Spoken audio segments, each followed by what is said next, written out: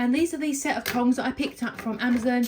I got them in these colours because I thought they were really cute. And these are short handled ones. We've got the long handled ones as well, but these ones are so helpful. And the reason why I got them is for my pickle jars.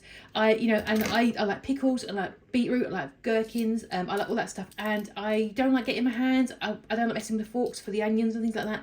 So these are really perfect for getting into jars and getting those sauerkraut, that kind of thing. Also, if you're having like parties and you want to lay out a little buffet, a little spread to people to help themselves, these are perfect. Then you can just have a couple of sets of these and put them all over your table and people can help themselves. And they're nice and cute and small, and they can go in the drawer quite easily. You've got your nice silicone tips there. You've got that slider there to keep it locked in place, so keep it smaller. So when you're not using it, you can keep it out of the way. We use ours all the time, but when you do that, it opens up like that. And yeah, you've got your awesome little set of tongs. I think they do other colours as well. I think they do like black and they do other colours. But we went for these pretty pastels because I thought they were really cute, and I'm a lady. And I thought they were great. So yeah, they do exactly what I want them to do. Really recommend them. They're super, super handy and they are awesome.